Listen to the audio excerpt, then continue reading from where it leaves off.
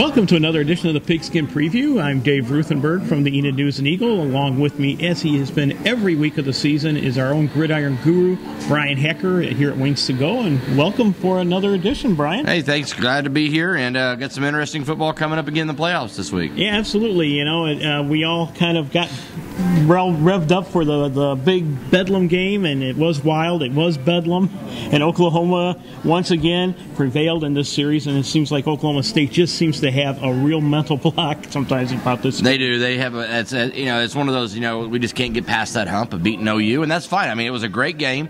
It came down to the wire. Either team could have won. OU made the big plays. OSU didn't. It's classic. That's what happens in that game, and it's OSU fans have learned to understand that. So, I'm glad to see OU won. I'm glad to see the rivalry of OU-Nebraska for the last Big 12 championship game.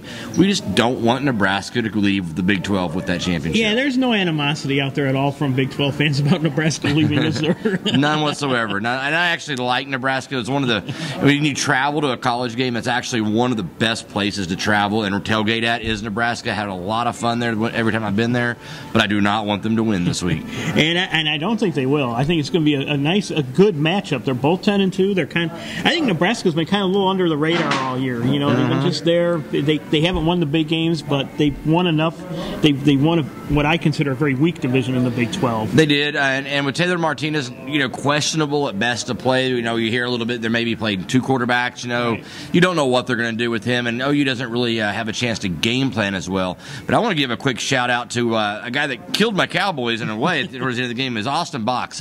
What an interception. He played a great game. And being from Enid, and the guy that comes into Wings to Go when he's in town with his dad, you just need to pop in here on a Sunday afternoon and see Austin. It's really cool. And good job, Austin. Way to go. Got to go along with that. It was a crucial interception at a crucial moment of the game. He really came through for the Sooners.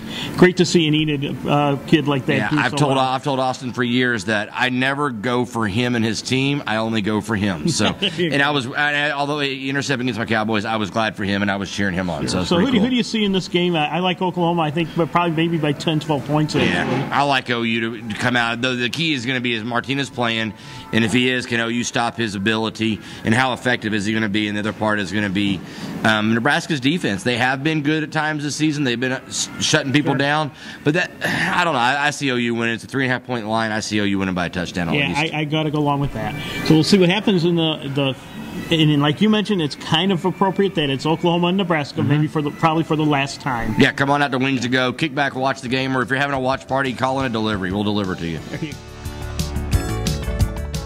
We got some hot high school action that's going to be taking place this weekend as well. And right locally, why don't we talk about the two 8-man championship games? We'll start with Class B. Cherokee is going to be playing over at Stillwater High School. They're taking on a tough Wetumka team. But I'll tell you what, Cherokee 12-0. I think at this point they're looking almost unstoppable. They would be the favorite if you were to put a line on the game. I think Cherokee is the team to beat in this game. Wetumka has had not really a stronger schedule, and Cherokee beat Dewar. But Wetumka lost to Dewar, so it's hard to do a lot of that comparison, especially in a neutral site game at 1 o'clock in the afternoon. Some things change, or 8 o'clock in the evening, or whatever it is. But I like Cherokee in this game. Yeah, Justin Schonbacher has been quite a playmaker for the Chiefs, and I think he's going to be the difference again in this game. And like you mentioned, what I liked about Cherokee is they came out last week and they struggled in that game. I think they were tied up at halftime or something in that neighborhood, and then they really pounded away. And put the game out of reach. And that showed me a lot of character. They have a lot of character. And like I said, I've said this for 3 weeks now. I've got a friend that's an official, and he said they are the best 8-man team in that division that he's seen. He's called a lot of 8-man games. So I'm going to go with his feelings, and I'm going to pull with Cherokee. Great story there out in Cherokee. The way they've turned around and have an undefeated season like this, their best season in decades. We'll see what happens, but I like the Chiefs in this one as well. The other 8-man championship, Class C, DCLA, they've really rolled through their schedule. They're 12-0. They're going to be playing Shattuck also in Stillwater. This will be Saturday night. And interesting, we do like to look at common opponents because that still sometimes is our best gauge. DCLA beat Forgan 20-0 in their game. Shattuck's only loss has been to Forgan by a score of 30-12. Does that mean something? I think it tells us how good DCLA is. It tells us a little bit. Actually, DCLA's beaten Forgan twice this year. Right. They blew them out earlier in the year. A little tougher game this last time on a neutral site. I see DCLA absolutely rolling all over Shattuck. This is going to be a game where DCLA goes out. You guys play the football that you've been playing all season. You're going to win this game. Yeah, they've been almost like a team of destiny, it seems, all year, just rolling through the schedule. It would be, I think, a disappointment at this point if they don't win the title. Huge, yeah. Yeah, and so I think at the end of the day, Saturday, we're going to have a couple 8-man champions in our area. And that's great to go. You know, Class B last year went to Garber, I believe. Right. So now it's going to Cherokee. So it stays in the area, and that's really good. That's really commendable for Northwest Oklahoma. Absolutely. The other divisions are in their semifinal round. 3A, we have Kingfisher, and they got a tough matchup against Tulsa Metro Christian. Last week, Kingfisher defeated Beggs 49-21. Metro Christian defeated a previously unbeaten Anadarko squad. I think the tougher run in the playoffs has belonged to Metro Christian, and Kingfisher's had a little bit of an easier run, I think, at this point. They have, one's 9-3, one's 10-3. And I just look at Metro Christian and what they've done this season versus what Kingfisher's done, and I'm going to have to lean towards Metro Christian. I hate to do that. I like Kingfisher. I think they're a good team, but leaning towards Metro Christian in this game is probably the way to go, and maybe Kingfisher can pull up the upset. It'll take an upset. I think it would be an upset if they do it. We'll pull for them, but I have to kind of agree with you. I think Metro Christian is a little more stocked and just a little deeper, and that will probably be the difference in this game. I agree.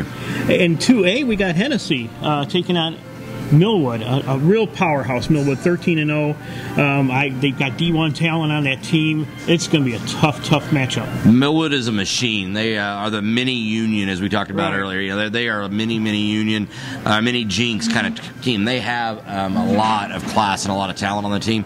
But Hennessey has gotten on a roll here of late. They're 10-3. They've lost 3 games in the season, but here as of late, they've started getting their offensive side going. They've played a little bit better defense. They're going to have to play the best game of the season to beat Millwood, and that still may not be good enough. You're right. And you're right. They got it rolling late. They hammered Commerce last week in the playoffs, but again, it's Millwood, and that's a tough game. That's going to be a tough matchup. I see Millwood pulling out of this. I hope not. I got a lot of friends and family down in Hennessey, but let's hope you guys can go out and do it. Absolutely. You know what? We got one other game that is going to be maybe, my fans here are kind of feeling, geez, I missed my high school football. Well, you can get an opportunity this Friday night to check out an A semifinal game right at Enid High School as Thomas takes on Woodland. 12-1 Thomas, 12-0 Woodland. I think this is going to be a very good matchup for the fans in the area who have maybe missing that little live high school football event. Yeah, you get out and support some other teams from the state. We're going to have people in town visiting, Eat It Wings to Go, and go watch some high school football. It's the last game of the season you're going to see out there for sure. Right. It's going to be, and I think it's going to be a great matchup. Woodland is a tough team too. They beat Velma Alma, which was undefeated, and I think a lot of people had them ticketed to the finals. So it's going to be a very good game. Get out and check it out, and hopefully we'll be talking down the road about a couple champions as well. Yeah, exactly. Hey, thanks for joining us, everybody, here on the Pigskin Preview. I am Dave Ruthenberg. I am Dave Ruthenberg from the Enid News Eagle, along with Brian Hacker from Wings to Go. And one more shout out. All season long we haven't. Everybody sees us, but the person behind the camera, Violet Hassler, has been doing a great job, and we appreciate all her efforts as well. Yes, we do. Thank you.